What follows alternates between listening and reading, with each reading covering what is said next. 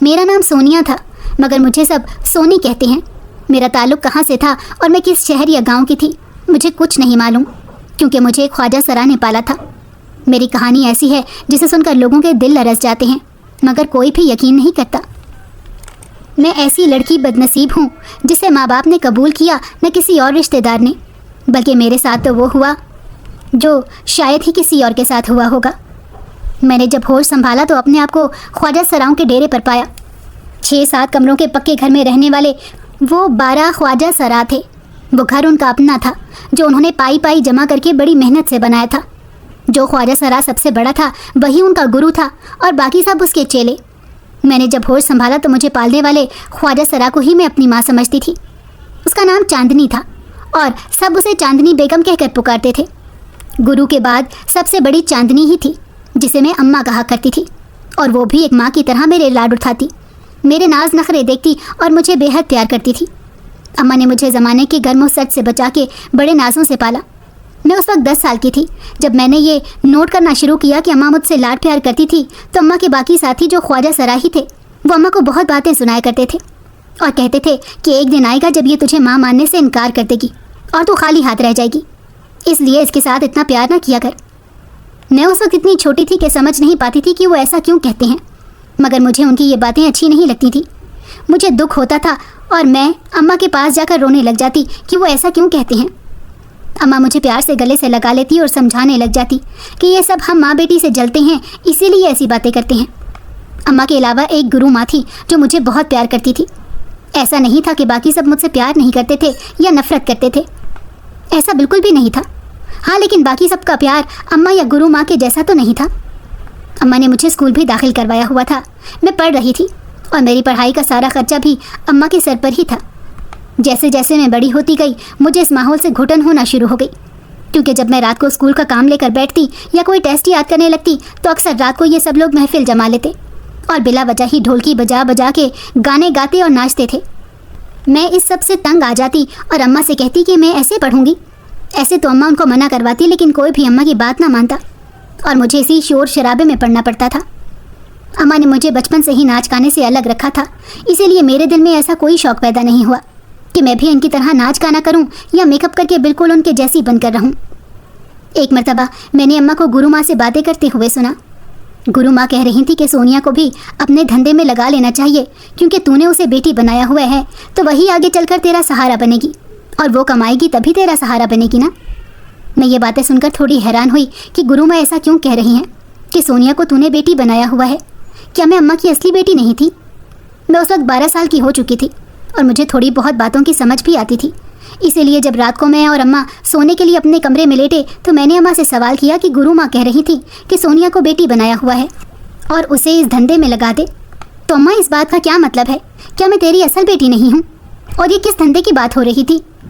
میرے اتنے سارے سوال سن کر اماں ہنس پڑی اور اماں نے میرے ماتھے پر پیار کیا اور مجھے کہنے لگی کہ میری بیٹی تو پریشان نہ ہو اور ان باتوں کو نہ سوچ، ابھی تیری عمر کھیلنے کودنے کی ہے، پڑھنے لکھنے کی ہے، تو بس اپنی پڑھائی پر توجہ دے اور کسی بھی قسم کی کوئی پریشانی نہ لے، کوئی فکر نہ کر، تیری اماں ہے نا تیرے ساتھ۔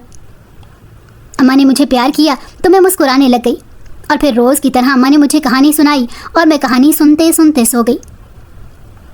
پھر ایک مرتبہ ایسا ہوا کہ گرو ماں کی طبیعت بہت خراب ہو گئی اور ان کو ہاسپٹل میں داخل کروایا گیا۔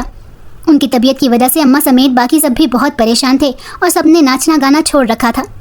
میں بھی گرو ماں کے ٹھیک ہونے کی دعائیں کرتی، لیکن کافی دن گرو ماں ہاسپٹل داخل رہنے کے باوجود ٹھیک نہ ہوئی اور پھر ان کا انتقال ہو گیا۔ میں بھی اس دن بہت روئی کیونکہ وہ بہت پیار کرنے والی تھی۔ ان کے جانے کے بعد اماں کو گرو ماں بنایا گیا۔ اماں کی گرو ماں بنتے ہی میری تو موجیں لگ گئیں، کیونکہ اب اماں کی بات ماننا سب پر فرض ہو چکا تھا، جسے اور میرے لیے یہ سب سے اچھی بات تھی۔ اس طرح اب روز رات کو جلدی ناچ گانا ختم ہو جاتا اور میں دیر تک سکون سے پڑھتی رہتی تھی۔ اس کے علاوہ کھانے میں بھی کیا بنتا ہے اور میں نے کیا نہیں کھانا، اس بات کا بھی خیال رکھا جانے لگا، اور تو اور مجھے جیب خرچ بھی پہلے سے زیادہ ملنے لگ گیا تھا۔ ان سب باتوں کی وجہ سے باقی سب نے مجھ سے جلنا شروع کر دیا۔ اب کوئی بھی مجھ سے ٹھیک سے بات نہیں کرتا تھا، بلکہ وہ لوگ مجھے اتنا ناپسند کرنے لگ گئے کہ چاہتے تھے کہ میں ان کے ساتھ ہی نہ رہوں۔ ایک مرتبہ رات کو میں پڑھ رہی تھی اور اماں سو چکی تھیں۔ مجھے پیاس لگی تو میں پانی پینے کے لیے کمرے سے باہر چلی گئی۔ میں نے پنکی اور چندا کی باتیں سنی. وہ دونوں اپنے کمرے میں تھی مگر تھوڑا سا دروازہ کھلا تھا, اسی لیے آواز باہر سنائی دے رہی تھی. وہ آپس میں باتیں کر رہی تھی. چندا کہہ رہی تھی کہ یہ سونیا منحوس پتہ نہیں کہاں سے آ گئی. اس کے آنے کی وجہ سے گرو ماں بھی ہم سے دور ہو گئی تھی, اور چاندنی نے تو جیسے آنکھیں ہی ماتھے پر رکھ لی. اور اب جب سے چاندنی گرو ماں بنی ہے تب سے صرف وہی ہوتا ہے جو سونیا چاہتی ہے. بھلا خواجہ سراؤں کی بھی کوئی اولادیں ہوتی ہیں. وہ چاہیں جتنا مرضی کسی کو پیار کر لیں, جتنا چاہے مرضی لاڈ سے پال لیں, لیکن اس طرح کوئی اپنی سگی اولاد تو نہیں بن جاتا. مگر چاندنی کی آنکھوں پر تو سونیا کے پیار کی پٹھی بندی ہے. تم دیکھنا کل کو یہی لڑکی چاندنی کو منہ تک نہیں لگائے گی جب اسے پتہ چلے گا چاندنی اس کی ماں نہیں بلکہ ایک خواجہ سرا ہے. میں یہ سب باتیں سن رہی تھی. مجھے تب تک یہ معلوم نہیں تھا کہ اماں خواجہ سرا ہے. مجھے بہت دکھ ہوا اور مجھے غصہ بھی آ رہا تھا کہ یہ کیسی باتیں کر رہے ہیں. میں خاموشی سے اپنے کمرے میں چلی گئی اور کتابیں بند کر کے اپنے بستر پر لیٹ کر سو گئی. اگلی صبح بغیر ناشتہ کیے اسکول چلی گئی, جبکہ اماں نے مجھے کتنا روکا پر میں نے اس کی ایک نہ سنی. اسکول سے واپس آنے کے بعد بھی میں نے اماں سے بات کی نہ کسی اور سے, اور کھانا بھی نہیں کھایا. جا کر اپنے کمرے میں لیٹ گئی. اماں میرے اس رویے پر بڑی پریشان ہو گئی تھی. وہ بھی کمرے میں آ گئی اور مجھ سے پوچھنے لگی کہ بیٹی تیری طبیعت تو ٹھیک ہے, کیا بات ہے, تو مجھ سے ناراض ہے کیا, جو بات کر رہی ہے نہ کچھ کھا رہی ہے. میں خاموشی سے دوسری طرف منہ کر کے لیٹی رہی. میں نے اماں کی کسی بھی بات کا جواب نہیں دیا. بھلا میں اسے کیا کہتی کہ مجھے کل رات اس کی حقیقت پتہ چل گئی ہے, اور یہ بھی پتہ چل گیا ہے کہ میں اس کی بیٹی نہیں ہوں. لیکن بہت سارے سوال میرے دل و دماغ میں چل رہے تھے. میں جاننا چاہتی تھی کہ میں کس کی بیٹی ہوں اور ایک خواجہ سرا کے پاس کیسے پہنچی. پر میری ہمت نہیں ہو رہی تھی کہ میں اماں سے کوئی سوال کروں, کیونکہ اس نے اب تک مجھے جتنے لاڈ اور پیار سے پالا تھا ایسے تو مائیں ہی پالتی ہیں. جب میں نے اماں کی کسی بھی بات کا جواب نہیں دیا تو وہ میرے قریب آ کر بیٹھ گئی اور میرے بالوں میں ہاتھ پھیرنے لگی. اس نے پھر مجھ سے پوچھا کہ تیرے دل میں کیا چل رہا ہے جس کی وجہ سے تو پریشان ہے. دیکھ میں تیری ماں ہوں نا, تو مجھے بتا دے جو بھی بات ہے. جب اماں نے یہ کہا تو میں ایک دم سے پھٹ پڑی کہ تم میری ماں نہیں ہو. میں جان چکی ہوں کہ تم ایک خواجہ سرا ہو, اور یہ بات تم نے مجھ سے چھپا کے رکھی. لیکن اب میں 14 سال کی ہو چکی ہوں اور سب سمجھتی ہوں. اماں حیران و پریشان سی میری طرف دیکھ رہی تھی. اسے سمجھ ہی نہیں آ رہا تھا کہ مجھے یہ سب کس نے بتایا یا مجھے کیسے پتہ چلا, کیونکہ اس سے پہلے تک تو میں بالکل سیٹ تھی. میں نے اسے پہلے کبھی ایسی کوئی بات کی تھی نہ ایسا رویہ رکھا تھا. پھر اماں کا حیران ہونا تو بنتا تھا. اماں نے مجھ سے بڑے پیار سے پوچھا کہ بیٹی تو یہ کیا کہہ رہی ہے, تجھے کس نے یہ سب کہا ہے. میں نے اماں سے کہا کہ میں نے کسی کی باتیں سنی ہیں. وہ یہی کہہ رہے تھے کہ سونیا چاندنی کی بیٹی نہیں ہے, کیونکہ چاندنی تو ایک خواجہ سرا ہے اور سونیا ایک دن چاندنی کو چھوڑ کر چلی جائے گی. اماں نے میری طرف دیکھا اور میرے ہاتھ پر ہاتھ رکھ کے کہنے لگی کہ ہاں بیٹی تو واقعی اب اتنی بڑی ہو گئی ہے کہ تجھے حقیقت بتا دینی چاہیے. لیکن تو مجھ سے وعدہ کر کہ مجھے چھوڑ کے کہیں نہیں جائے گی, ورنہ تیری ماں مر جائے گی. میں خاموش رہی اور تھوڑی دیر بعد میں نے کہا کہ اماں تم مجھے سب کچھ سچ سچ بتا دو, میں کون ہوں اور تمہارے پاس کیسے آئی. تب اماں نے مجھے بتایا کہ کافی سال پہلے کی بات ہے, جب ایک مرتبہ ہم رات کے وقت کسی پروگرام سے لوٹ رہے تھے تو ہمیں سڑک پر چلتے ہوئے کسی بچے کے رونے کی آواز آئی. اس وقت میرے ساتھ گرو ماں اور 2-3 خواجہ سرا اور بھی تھے. ہم نے ادھر ادھر دیکھنا شروع کیا کہ بچے کے رونے کی آواز کہاں سے آ رہی ہے, تو میری نظر فٹ پاتھ پر بیٹھی ایک عورت پر پڑی جس کی گود میں ایک چھوٹی سی بچی تھی. وہ عورت بیمار تھی اور کچرا چننے والی تھی. میں نے اسے پوچھا کہ یہاں اتنی رات کو اس بچی کو ساتھ لے کر اکیلی کیوں بیٹھی ہو. تو اس نے بتایا کہ میرا اس بچی کے علاوہ اور دنیا میں کوئی نہیں, شوہر مر چکا ہے. میں کچرا چن کر اپنا پیٹ پالتی ہوں, لیکن کچھ ٹائم سے میں بہت بیمار ہوں اور دوا کے پیسے بھی نہیں ہیں. آج کچرا چنتے چنتے میں بہت دور نکل آئی تھی اور اب چلنے کی ہمت نہیں ہو رہی, نہ میں نے کچھ کھایا ہے, اوپر سے مجھے تیز بخار ہے, اس وجہ سے میں یہیں بیٹھ گئی. اس کی باتیں سن کر ہمیں بڑا ترس آیا. میں گرو ماں اسے لے کر اسپتال چلے گئے, اسے کھانا بھی کھلایا, لیکن ڈاکٹر کہنے لگا کہ وہ بہت زیادہ بیمار ہے, اس کے کچھ ٹیسٹ وغیرہ کروانے ہوں گے. تو میں نے ڈاکٹر سے کہا کہ جتنا بھی خرچہ آئے گا ہم اس کا علاج کروائیں گے, بس یہ ٹھیک ہو جائے. پھر اس عورت کے 2-3 ٹیسٹ کروائے تو پتہ چلا کہ اس عورت کو کینسر تھا, اور وہ اتنی بیمار ہو چکی تھی کہ ہاسپٹل میں رہنے کے 2 دن بعد ہی اس کا انتقال ہو گیا. تب اس بچی کو میں نے اپنے سینے سے لگا لیا اور اپنی بیٹی بنا لیا. تم ہی وہ بچی ہو جس کا نام میں نے سونیا رکھا. تم اس وقت تقریباً 6-7 مہینے کی ہوگی جب میری گود میں آئی تھی, اور میں نے اپنی برادری کی مخالفت مول لے کر تمہیں پالا. پہلے تو میرا ساتھ کوئی نہیں دیتا تھا, صرف گرو ماں تھی جس کی وجہ سے سب خاموش تھے, اور پھر آہستہ آہستہ سب کو تم سے انسیت ہوتی گئی. یہ سب سن کر میں جذباتی ہو گئی اور رونے لگ گئی. میں یہ سوچ رہی تھی کہ اگر چاندنی اماں نہ ہوتی تو جانے میرا کیا ہوتا, جب میری سگی ماں تو انتقال کر گئی تھی. میں چاندنی اماں کے سینے سے لگ گئی اور معافی مانگنے لگی کہ میں نے اسے بدتمیزی کی اور اس کا دل دکھایا۔ اماں نے مجھے پیار کیا اور میری آنکھوں میں آئے آنسو صاف کیے اور کہنے لگی کہ دنیا کچھ بھی کہے، تو میری بیٹی ہے اور میں تیری ماں ہوں، اور میں جانتی ہوں کہ تو کبھی مجھے چھوڑ کر نہیں جائے گی۔ میں نے اماں سے کہا کہ میں پڑھ لکھ کر جب ڈاکٹر بن جاؤں گی تو ہم یہاں سے چلے جائیں گے اور کبھی بھی ناچ گانا نہیں کریں گے، کیونکہ تیری بیٹی تیرے ساتھ ہے۔ ایسے ہی وقت گزرتا گیا اور میں میٹرک کا امتحان دینے کے بعد جب فارغ ہوئی تو ایک دن اچانک اماں کی طبیعت خراب ہو گئی۔ اماں کو ہاسپٹل لے کر گئے تو پتہ چلا کہ ان کو ہارٹ اٹیک ہوا ہے۔ ہم سب اتنے حیران اور پریشان ہوئے کہ ایسا کیوں ہوا۔ ڈاکٹر نے بتایا کہ ہائی بلڈ پریشر کی وجہ سے ان کے ساتھ یہ ہوا ہے۔ ڈاکٹر نے اماں کا بہت زیادہ خیال رکھنے کو کہا اور یہ بھی کہا کہ ان کو کسی قسم کی پریشانی کا سامنا نہیں ہونا چاہیے۔ اس واقعے کے بعد سے میں بہت ڈر گئی اور میں اماں کا بہت خیال رکھنے لگی، لیکن دن بدن اماں کی طبیعت خراب رہنے لگی اور وہ کمزور سے کمزور ہوتی چلی گئی، یہاں تک کہ سب نے مل جل کر یہ فیصلہ کیا کہ اماں کو گرو ماں کی ذمہ داریوں سے الگ کر دینا چاہیے تاکہ وہ کسی بھی طرح سے پریشان نہ ہو۔ اور پھر ایسا ہی ہوا، لیکن اماں کو اب صرف میری فکر تھی۔ وہ یہ سوچتی تھی کہ اگر اسے کچھ ہو گیا تو مجھے تو یہ لوگ یہاں سے نکال دیں گے یا پھر مجھے بھی اپنے جیسا بننے پر مجبور کر دیں گے۔ اسی لیے اماں نے میری شادی کرنے کا فیصلہ کیا، حالانکہ وہ خود میری اتنی جلدی شادی نہیں کرنا چاہتی تھی، کیونکہ وہ تو مجھے پڑھا لکھا کر ڈاکٹر بنانا چاہتی تھی اور میں خود ذہنی طور پر اس فیصلے کے لیے تیار نہ تھی۔ مگر اماں نے اپنی محبت کا واسطہ دے کر اور آنے والے وقت کے بارے میں مجھے سمجھا کر شادی پر آمادہ کر لیا۔ اماں کے ایک جاننے والے آدمی کے ذریعے میرا رشتہ فیصل سے طے ہوا۔ میری طرح فیصل کبھی اس دنیا میں کوئی نہیں تھا۔ اس کے ماں باپ کا انتقال ہو چکا تھا اور اس کی ایک چھوٹی سی دکان تھی، گھر بھی اپنا تھا۔ میں نے اماں کا فیصلہ قبول کر لیا کیونکہ میں جانتی تھی وہ کبھی بھی میرے لیے برا نہیں سوچ سکتی، اور اس طرح میری شادی فیصل کے ساتھ ہو گئی اور میری شادی کے چند مہینوں کے اندر ہی اماں کا انتقال ہو گیا۔ اماں کے انتقال کے بعد اس گھر سے یا ان خواجہ سراؤں سے میرا کوئی بھی تعلق باقی نہ رہا، کیونکہ ان کو لگتا تھا کہ چاندنی نے اپنی ساری زندگی ایک ایسی بچی کے لیے برباد کر دی جس سے اس کا کوئی تعلق تھا ہی نہیں۔ میں بھی اماں کے انتقال کے بعد وہاں نہیں گئی۔ فیصل بہت اچھا تھا، وہ مجھے سمجھتا بھی تھا اور مجھ سے بہت پیار بھی کرتا تھا۔ گھر میں کسی چیز کی کوئی کمی نہیں تھی، زندگی بڑے سکون سے گزر رہی تھی۔ شادی کو 8 مہینے گزر جانے کے باوجود ابھی تک ہمیں اولاد کی خوشخبری نہیں ملی تھی، لیکن فیصل کو کوئی جلدی بھی نہیں تھی۔ وہ کہتا تھا کہ جب اللہ کو منظور ہوا تب وہ ہمیں اولاد جیسی نعمت بھی عطا فرما دے گا۔ یہی وجہ تھی کہ میرا بھی دل مطمئن تھا، اور ویسے بھی میرے کون سا سسرال میں کوئی تھا جو مجھے اولاد نہ ہونے پر تانے دیتا، لیکن میرا اپنا دل چاہتا تھا کہ جلدی سے کوئی مجھے بھی ماں کہنے والا دنیا میں آئے۔ لیکن اس سے پہلے کہ میری یہ خواہش پوری ہوتی، میرے ساتھ ایک ایسا حادثہ پیش آیا جس نے میری زندگی بدل کر رکھ دی۔ ہوا کچھ یوں کہ ایک دن فیصل مجھے گھمانے کے لیے باہر لے گیا۔ ہم بائک پر آیا جایا کرتے تھے۔ اس دن بھی فیصل نے مجھے تھوڑا بہت شاپنگ کروائی اور پھر ہم نے باہر ہی کھانا کھایا۔ اس طرح ہمیں دیر ہو گئی اور واپسی پر ہماری بائک ایک گاڑی سے ٹکرا گئی۔ ہم وہی روڈ پر گر گئے تو لوگوں نے ہمیں اٹھا کر اسپتال پہنچایا۔ میں بے ہوش ہو چکی تھی، لیکن جب مجھے ہوش آیا تو مجھے پتہ چلا کہ میں اب چل پھر نہیں سکتی۔ اس حادثے نے میری ایک آنکھ کو بیکار کر دیا تھا، جبکہ فیصل کو صرف چوٹیں لگی تھیں اور ڈاکٹر نے کہا کہ وہ جلدی ٹھیک ہو جائے گا۔ میں اپنے معذور ہونے کا سن کر صدمے میں چلی گئی اور بہت روئی۔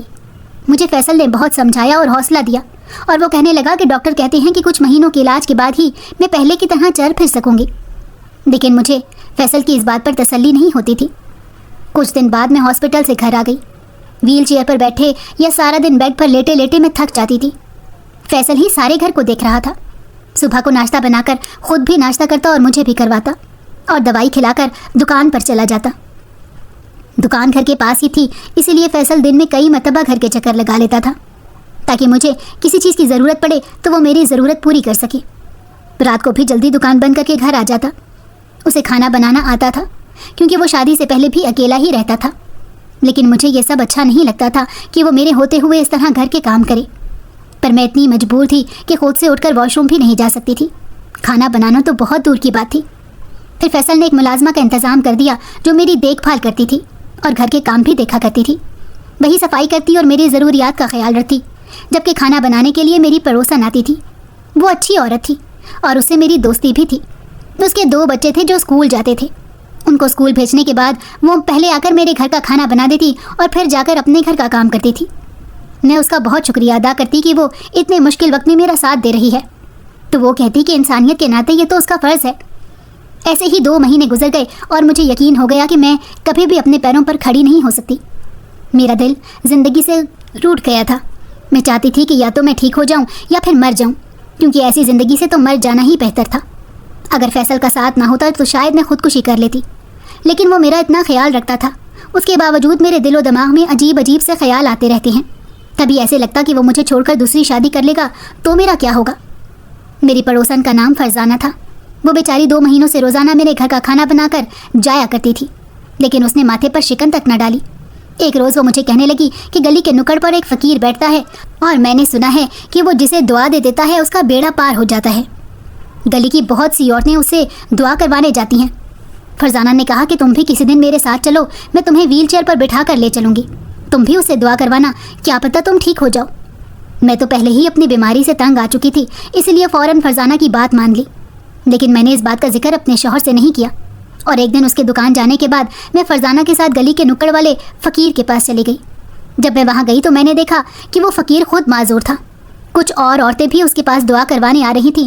اس نے مجھے دم بھی کیا اور میرے لیے دعا بھی کی، اور کہنے لگا کہ 3 دن روزانہ دم کروانے آ جانا، تم جلدی ٹھیک ہو جاؤ گی۔ اور اس نے یہ بھی کہا کہ میں تمہارا حساب لگاؤں گا اور پھر تمہیں علاج کا طریقہ بتاؤں گا، جس سے تم یقینی طور پر ٹھیک ہو جاؤ گی۔ میں بڑی حیران ہوئی کہ ایک لنگڑا مجھ جیسی معذور کو کیسے ٹھیک کر سکتا ہے۔ اگر وہ خود اس قابل ہوتا کہ اپنے دعا یا علم سے کسی کو ٹھیک کر سکتا تھا تو اپنے آپ کو بھی کر لیتا۔ میں دم کروانے کے بعد فرزانہ کے ساتھ واپس آ گئی، اور گھر آنے کے بعد میں نے فرزانہ سے اس بات کا ذکر کیا تو فرزانہ کہنے لگی کہ ایسا نہیں کہتے، وہ اللہ کا نیک بندہ ہے، اور دیکھنا تم جلدی ٹھیک ہو جاؤ گی۔ پھر اگلے 2 دن میں اس کے پاس گئی تو آخری دن اس نے مجھ سے ایک بات کہی جسے سن کر میرے رونگٹے کھڑے ہو گئے۔ وہ کہنے لگا کہ تو اپنے شوہر سے طلاق لے کے مجھ سے شادی کر لے تو تو بالکل ٹھیک ہو جائے گی، اور یہی تیرا علاج ہے۔ میں نے حساب لگایا تھا جس میں یہی آیا ہے۔ مجھے اس کی بات سن کر بہت غصہ آیا۔ وہ مجھے غصے میں دیکھ کر بولا کہ ایسے غصہ کرنے سے کچھ نہیں ہوگا، میں جو کہہ رہا ہوں وہی سچ ہے۔ اگر یقین نہیں آتا تو اسی وقت گھر جا کر اپنے بستر کے تکیے کے نیچے دیکھو، تمہیں ایک کالا دھاگا ملے گا جس میں 12 گرہیں لگی ہوئی ہوں گی۔ اگر ایسا ہوا تو سمجھ جانا کہ میں سچ کہہ رہا ہوں، اور میری بات مان لینا، ورنہ آگے تمہاری مرضی، ساری زندگی اسی طرح بستر پر پڑی رہو گی۔ میں فرزانہ کے ساتھ فوراً گھر گئی اور جا کے اپنے بستر پر پڑے تکیے کو اٹھایا تو وہاں پر واقعی کالے رنگ کا دھاگا رکھا ہوا تھا جس میں 12 گرہیں لگی ہوئی تھیں۔ میں اس قدر حیران ہوئی اور مجھے یقین آ گیا کہ وہ فقیر سچ کہہ رہا ہے۔ میں ہر قیمت پر ٹھیک ہونا چاہتی تھی، اپنے پیروں پر کھڑے ہونا چاہتی تھی، اسی لیے اب میں نے بات بے بات اپنے شوہر سے لڑنا شروع کر دیا تاکہ وہ تنگ آ کر مجھے طلاق دے دے اور میں اس فقیر سے شادی کر کے بالکل ٹھیک ہو جاؤں۔ لیکن میں یہ بھی سوچتی تھی کہ ایک معذور فقیر کے ساتھ شادی کر کے آخر مجھے کیا ملے گا۔ پھر میرے ذہن میں یہ آیا کہ ایک بار شادی تو کر لوں، کیونکہ وہ کہہ رہا تھا کہ تم مجھ سے شادی کر لے تو بالکل ٹھیک ہو جائے گی، اور میں تجھے فوراً طلاق دے دوں گا، پھر تو اپنی زندگی اپنی مرضی سے گزارنا۔ فقیر کی بات یاد آتے ہی میں نے سوچا کہ مجھے ایسا ہی کرنا چاہیے، اپنے شوہر سے طلاق لے کر فقیر سے شادی کر کے جب میں ٹھیک ہو جاؤں گی تو پھر کسی سے بھی شادی کر سکتی ہوں۔ ویسے بھی میں بہت خوبصورت تھی۔ میں فیصل سے بہت لڑنے لگی تھی۔ میں نے اسے یہ بھی کہا کہ اس دن تمہاری وجہ سے ہی میرا ایکسیڈنٹ ہوا اور میں معذور ہو گئی، خود تو تم بالکل ٹھیک ٹھاک ہو اور میں بستر پر پڑی ہوں، اس سے اچھا ہے کہ تم مجھے طلاق دے دو تاکہ میری بھی جان چھوٹ جائے اور تمہاری بھی۔ میری بات سن کر فیصل بہت حیران ہوا اور کہنے لگا، تمہیں ہو کیا گیا ہے؟ پہلے تو تم ایسی باتیں نہیں کرتی تھی، اور میں تمہیں طلاق دے دوں گا تو تم کہاں جاؤ گی اور کیا کرو گی؟ میں نے اسے کہا کہ یہ تمہارا مسئلہ نہیں ہے، تم بس میری جان چھوڑ دو اور میری زندگی سے نکل جاؤ، میں یہی چاہتی ہوں۔ میری بات سن کر فیصل بالکل خاموش ہو گیا اور کہنے لگا کہ ٹھیک ہے، اگر تمہیں یہی لگتا ہے کہ تمہاری اس حالت کا میں ذمہ دار ہوں اور مجھ سے جان چھڑا کر تمہاری حالت بہتر ہو سکتی ہے تو میں یہ کرنے کے لیے بھی تیار ہوں۔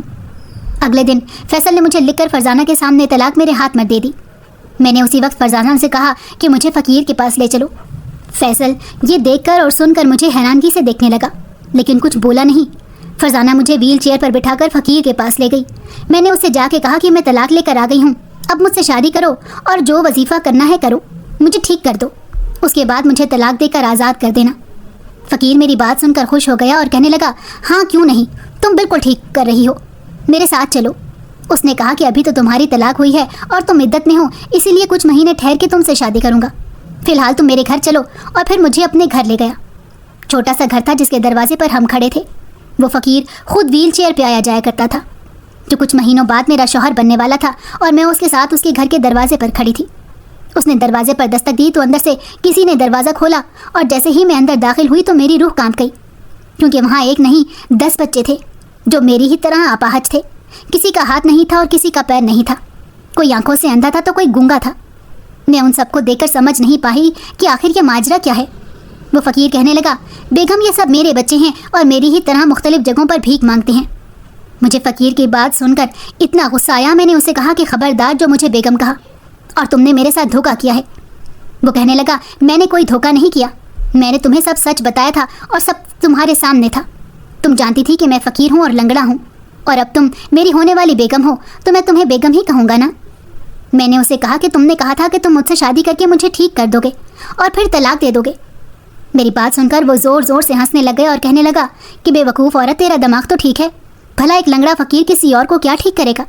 और तू कितनी बेवकूफ़ थी जो अपने इतने अच्छे शौहर को छोड़कर मुझ जैसे लंगड़े फ़कीर के साथ चली आई। अब यही तेरी ज़िंदगी है, तू इन बच्चों को पालेगी और यहीं पर रहेगी, और फिर कुछ दिन बाद तू भी अड्डे पर जाके मेरी तरह भीख मांगेगी। मैं अपनी बेवकूफ़ी पर बैठी रो रही थी कि अचानक से दरवाज़ा खुला और फैसल घर के अंदर दाखिल हुआ। मैं फैसल को देखकर हैरान हो गई। फैसल ने कहा कि सोनिया, तुम परेशान ना हो, मैंने तुम्हें तलाक नहीं दी। इस कागज़ पर लिखकर जो मैंने फरजाना को थमाया था वो तलाक नहीं थी, बल्कि मैंने तो यूं ही उस पर कुछ भी लिख दिया था ताकि तुम्हें ऐसा लगे कि मैंने तुम्हें तलाक दे दी है, और तुमने भी वो खोल कर नहीं देखा और फ़ौरन से फरजाना के साथ चले गई। दरअसल मुझे फरजाना ने सारी बात पहले से ही बता दी थी, और मैं जानता था कि तुम ऐसे नहीं मानोगी। अगर मैं तुम्हें नहीं छोड़ूंगा तो तुम सोचोगी कि मैं तुम्हारा भला नहीं सोचता, इसीलिए मैंने ये सब नाटक किया, और अब देखो हकीकत तुम्हारे सामने है। मैं फैसल की बातें सुनकर रोने लग गई और मैंने उसके आगे हाथ जोड़ दिए। उसने मेरे हाथ थाम लिए और कहने लगा कि तुम मेरी इज्जत हो और मेरी बीवी हो, कभी भी मुझको बोझ नहीं हो। मैं कल ही एक बड़े डॉक्टर से मिलकर आया था जिसने तुम्हारे ठीक होने की बहुत उम्मीद दिलाई है। मैं तुम्हारा इलाज कराऊंगा। वो फ़कीर शर्मिंदा सा होकर बैठ गया। मैं फैसल के साथ चली गई और रास्ते में सोचने लगी कि ये सब मेरी चांदनी अम्मा की दुआएं ही हैं जो आज मेरा घर उजड़ने से बच गया, वरना मैं तो इतनी बेवकूफ़ थी कि बस उस फ़कीर की बातों में आ गई। लेकिन शुक्र है कि फैसल ने मुझे बर्बाद होने से बचा लिया।